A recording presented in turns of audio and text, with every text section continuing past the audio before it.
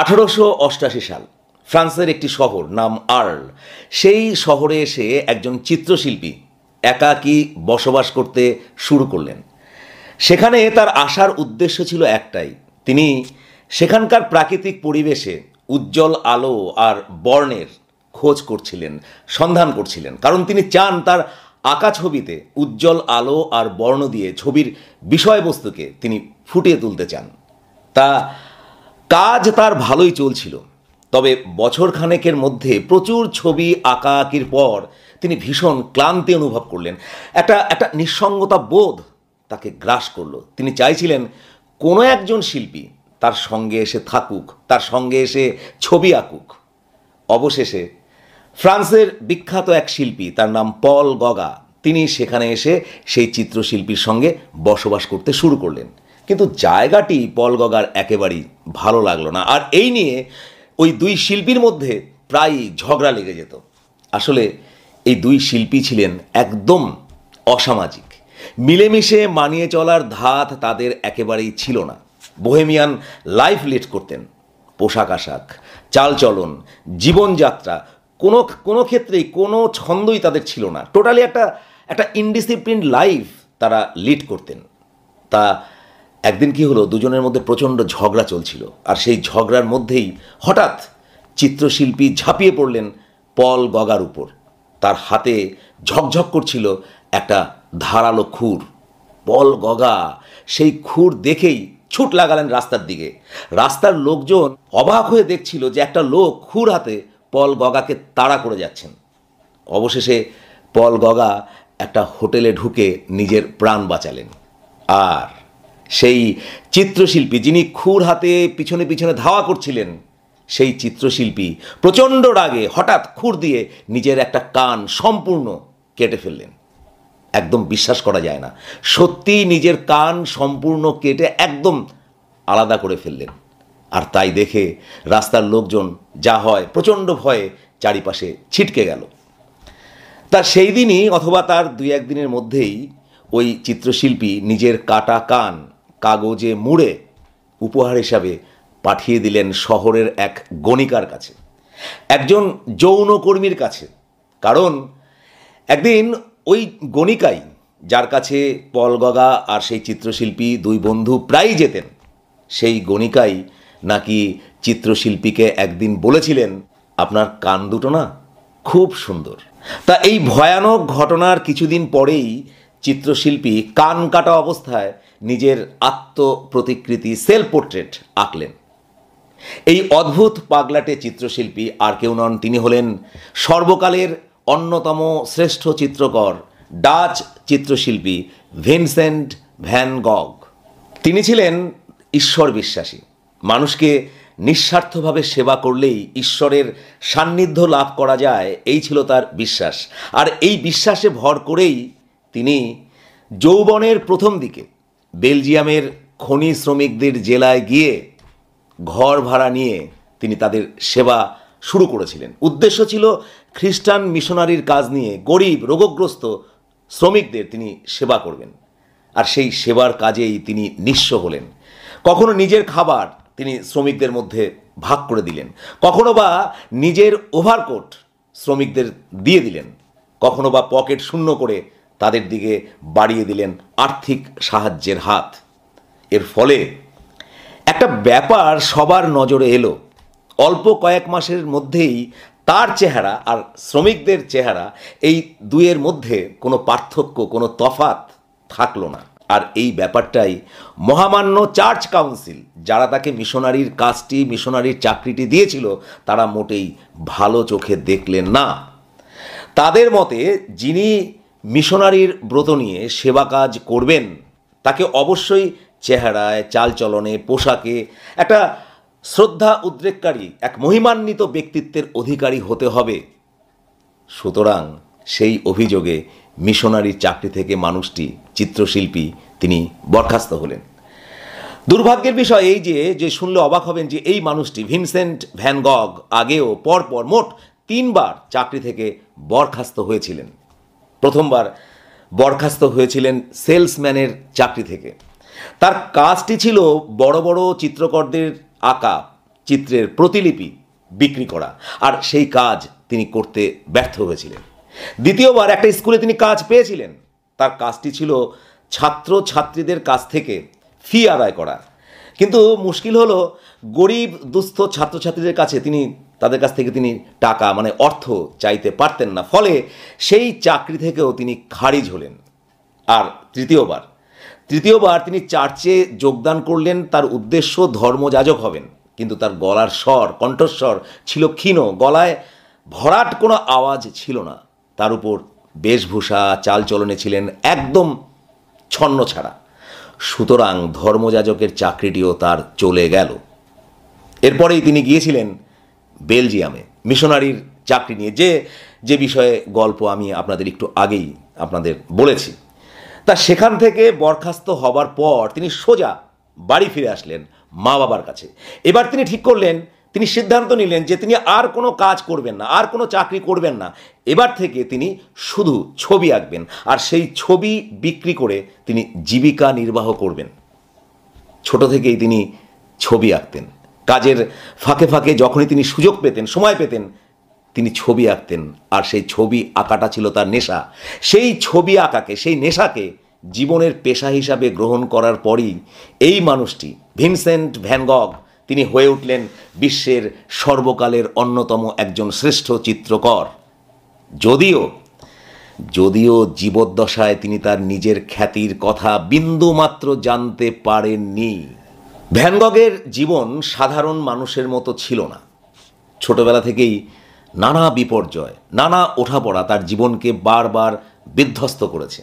তিনি থাকতেন চুপচাপ, কারোর সাথে খুব একটা তিনি কথা বলতেন না, বন্ধুবান্ধব তার ছিল না। বলা যায় তিনি একাকিত্বের জীবন, নিঃসঙ্গ জীবন কাটাতেন। যে ঘটনা তার জীবনকে বেশ বিশৃঙ্খল করে দিয়েছিল তা ছিল প্রেমের ঘটনা। লন্ডনে সেলসম্যানের কাজ করার সময় তিনি বাড়িওয়ালার মেয়ের প্রেমে পড়েছিলেন, তাকে বিয়ের প্রস্তাব দিয়েছিলেন। আর সেই প্রস্তাব শুনে সেই মেয়েটি হেসে উঠে বলেছিল যে তার বিয়ে আর একজন ভাড়াটিয়ার সাথে ঠিক হয়ে আছে। গভীর আঘাত পেয়েছিলেন ভিনসেন্ট ভ্যান গগ। তারপর থেকেই তার জীবনে নেমে আসে ভয়াবহ ডিপ্রেশন। জীবনের অন্যান্য স্বাভাবিক যে কাজকর্ম তার মধ্যেই তার মনের মধ্যে বাসা তৈরি করে বিভিন্ন সব মনস্তাত্ত্বিক পরিবর্তন। সামগ্রিকভাবে ডাক্তাররা যার নাম দিয়েছিলেন পার্সোনালিটি ডিসঅর্ডার। এর ফলে শিল্পীর মধ্যে কখনো ডিপ্রেশন, কখনো বা হ্যালুসিনেশন, কখনো বা নার্ভাসনেস, হতাশা, বিষণ্ণতা সব প্রকট হয়ে উঠল। তিনি হয়ে উঠলেন রকচটা মানুষ। তার মেজাজ তিনি নিয়ন্ত্রণ করতে পারতেন না। একটুতে তিনি উত্তেজিত হয়ে উঠতেন। এসবের মধ্যে থাকতে থাকতেই তিনি ভীষণভাবে মদ্যপানও শুরু করেন। একসময় তো তার মা বাবা পুরো হতাশ হয়ে ভেবেছিলেন যে ছেলেকে কোনো একটা পাগলাগারদে ভর্তি করে দেওয়া দরকার। তা কর্মজীবনে একদিকে একটার পর একটা কাজ তিনি হারাচ্ছেন, আর অন্যদিকে হয়ে উঠছেন প্রবল ধর্মবিশ্বাসী। সব কাজগুলি হারিয়ে যখন তিনি বাড়িতে ফিরে আসলেন, যখন তিনি ছবি আঁকাকে নিজের পেশা হিসাবে গ্রহণ করলেন, সে সময় তিনি তার চাইতে 7 বছরের বড় এক দূরসম্পর্কীয় বোন, যে বোনটি বিধবা ছিল, যার 8 বছরের একটি সন্তান ছিল, সেই বোনটিকে তিনি বিয়ের প্রস্তাব দেন। আর সেই প্রস্তাব শোনা মাত্র তার সেই বোন সঙ্গে সঙ্গে তা প্রত্যাখ্যান করেন। আবার গভীর আঘাতে ছিন্নভিন্ন হলেন ভিনসেন্ট ভ্যান গগ। এই সময় তিনি মভ নামে একজন শিল্পীর কাছে ছবি আঁকা শিখতে গেলেন, কিন্তু দুজনের মধ্যে কোনোভাবেই বনিবনা হলো না, প্রায়ই ঝগড়া লেগে থাকতো। শিল্পী মভকে অবশেষে তিনি ত্যাগ করলেন, গেলেন একটা একাডেমিতে ছবি আঁকা শেখার জন্য। কিন্তু সেখানকার মাস্টারমশাইদের সাথে তার প্রায়ই ঝগড়া লেগে যেত।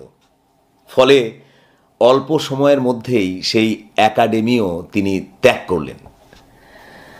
কোথাও তিনি শান্তি খুঁজে পাচ্ছিলেন না, কিন্তু একজন মানুষ তাকে পরম আশ্রয় দিয়েছিলেন। সেখানেই তিনি কিছুটা থিতু হয়েছিলেন। সেই মানুষটি ছিলেন তারই ছোট ভাই, নাম থিও। দাদার ট্যালেন্টকে কিছুটা ফিল করেছিলেন, দাদাকে কিছুটা বুঝতে পেরেছিলেন তিনি। তারই আমন্ত্রণে ভ্যান গগ 1886 সালে প্যারিসে এসে উপস্থিত হলেন। প্যারিসে তখন ইমপ্রেশনিস্ট চিত্রশিল্পীদের প্রবল দাপট। ইমপ্রেশনিজম এই মতবাদ আঁকার ক্ষেত্রে যারা চর্চা করতেন তারা বলতেন যে বাস্তবে যা দেখা যায় তা আঁকাটাই বড় কথা নয়, অর্থাৎ শুধু বাস্তব চিত্র আঁকাই শেষ কথা নয়। বাস্তবের কোনো চিত্র, বাস্তব কোনো দৃশ্য যা মনের মধ্যে যে অনুরণন, মনের মধ্যে যে অনুভূতি উৎপাদন করে, সেই অনুরণনকে, সেই অনুভূতিকে রং তুলি দিয়ে ছবিতে ফুটিয়ে তোলা সম্ভব। সেই ছবি আঁকতে হবে, এটাই হলো ইমপ্রেশনিজম। আর ভ্যান গগ প্যারিসে এসে এই ইমপ্রেশনিজমের দ্বারাই গভীরভাবে প্রভাবিত হলেন। এর আগে তিনি যে সমস্ত ছবি এঁকেছিলেন, যেমন ধরুন বেলজিয়ামের খনি অঞ্চলে থাকার সময় তার আঁকা বিখ্যাত ছবি পটেটো ইটার্স, এই রকম ছবিগুলোতে বা সেই সময়ের আঁকা তার ছবিগুলিতে তিনি অনুজ্জ্বল রং অর্থাৎ মলিন রং তিনি ব্যবহার করতেন।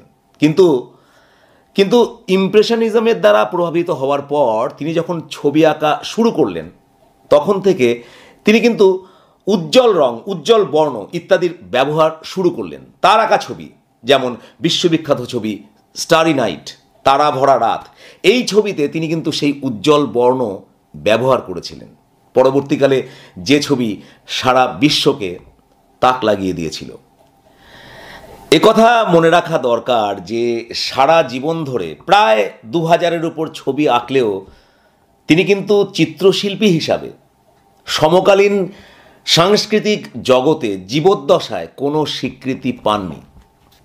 শুনলে আপনারা অবাক হবেন যে তার সমকালীন চিত্র সমালোচক ও সহশিল্পীরা তার আঁকা ছবির প্রশংসা করা তো দূরের কথা, নিরবিচ্ছিন্নভাবে নিয়মিতভাবে তারা কট্টর সমালোচনা করতেন। ফলে তার আঁকা ছবি তার জীবদ্দশায় তেমনভাবে কখনোই কিন্তু বিক্রি হয়নি। অর্থাৎ এটাও সত্যি কথা যে চরম দারিদ্র্য, নিদারুণ এক দারিদ্র্য এই শিল্পী মানুষটিকে গভীরভাবে ক্ষতবিক্ষত করেছিল। হতাশা থেকে মুক্তির জন্য, শান্তির জন্য তিনি প্যারিসে থাকাকালীন সময়ে একজন গণিকার সঙ্গে সম্পর্ক স্থাপন করলেন। সবাই ভেবেছিলেন যে তাদের বিয়ে হবে, কিন্তু সেই পরিণতি শেষ পর্যন্ত হলো না। এরপর প্যারিস শহর ত্যাগ করে উজ্জ্বল আলোর খোঁজে, উজ্জ্বল বর্ণের খোঁজে তিনি আর্ল শহরে এসে উপস্থিত হলেন। আর এখানেই ফরাসি শিল্পী পল গগার সঙ্গে তার প্রবল ঝগড়া শুরু হলো এবং তিনি নিজের কান কেটে ফেললেন। পরে মানসিক চিকিৎসার হাসপাতালে তিনি ভর্তি হলেন। হাসপাতালে ভর্তি হবার পর তিনি মাঝে মধ্যেই মানসিক ভারসাম্য তিনি হারিয়ে ফেলতেন, কিন্তু সুস্থ হলেই তিনি ছবি আঁকতে বসতেন। অবশ্য এই সময়ে তার আঁকা ছবিতে রঙের উজ্জ্বলতা তা কমতে শুরু করলো। ছবির মধ্যে ফুটে উঠল বেদনা আর হতাশা। আর আগের মতো সেই উজ্জ্বল শিল্পী ভ্যান গগকে আর পাওয়া গেল না। যাই হোক, একটু সুস্থ হবার পর 1890 সালে তিনি প্যারিসে ফিরে গেলেন। ছবি আঁকার জন্য, মনের শান্তি ফিরিয়ে আনার জন্য তিনি প্যারিস থেকে বেশ কিছুটা দূরে অভের নামে একটি শহরতলি অঞ্চলে তিনি বসবাস শুরু করলেন। সেখানে ছবি আঁকা শুরু করলেন, কিন্তু কোথাও মনের প্রশান্তির খোঁজ তিনি পেলেন না। আজ থেকে 134 বছর আগে 1890 সালের 29শে জুলাই ফ্রান্সের প্যারিস শহর থেকে বেশ কয়েক মাইল দূরে সেই অভের নামে সেই ছোট্ট শহরতলিতে ভ্যান গগ সেদিন নিজেই আচমকা নিজের দিকে বন্দুকের গুলি চালিয়ে দিলেন। খবর শুনে ছোট ভাই থিও রাতেই ছুটে এসেছিলেন। পুলিশ যখন ভ্যান গগকে জিজ্ঞাসা করেছিলেন যে কেন তিনি এই কাজটি করলেন, ভ্যান গগ কোনো ক্রমে কয়েকটি শব্দ উচ্চারণ করতে পেরেছিলেন। বলেছিলেন, my body is mine and I am free to do what I want with it. Do not accuse anybody. It is I that wish to commit suicide. যার অর্থ একটাই, আমার দেহ, আমার যা ইচ্ছা আমি তাই করব, আমার আত্মহত্যার জন্য কেউ দায়ী নয়। প্রায় 29 ঘন্টা অসহ্য যন্ত্রণার পর ভ্যান গগ রাত 1:30 নাগাদ মৃত্যুর কোলে ঢলে পড়লেন।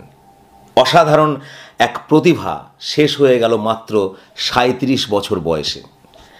প্রসঙ্গত এখানে উল্লেখ করা দরকার যে তার মৃত্যু নিয়ে কিন্তু সারা বিশ্বে আজও একটা রহস্য আছে, একটা বিতর্কিত বিষয় হিসাবে তা আজও চিহ্নিত হয়ে আছে। বহু বিদগ্ধ গবেষক যেমন মনে করেন যে তিনি আত্মহত্যাই করেছিলেন, পাশাপাশি বহু গবেষক আছেন তারা কিন্তু মনে করেন যে তিনি আত্মহত্যা করেননি, তাকে খুন করা হয়েছিল। কে খুন করেছিল?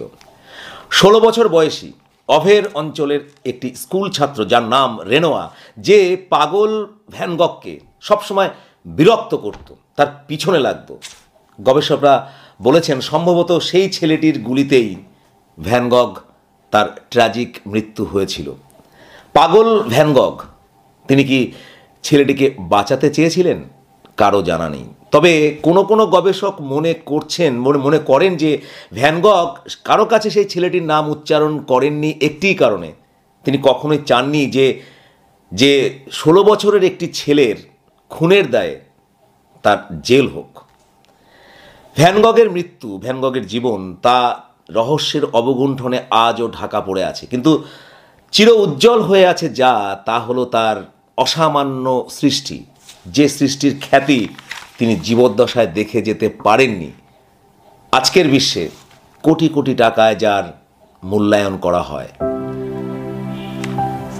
আজ এই পর্যন্ত, দেখা হবে নতুন কোনো এইরকমই নলেজেবল ভিডিওতে। ভালো থাকুন, নমস্কার।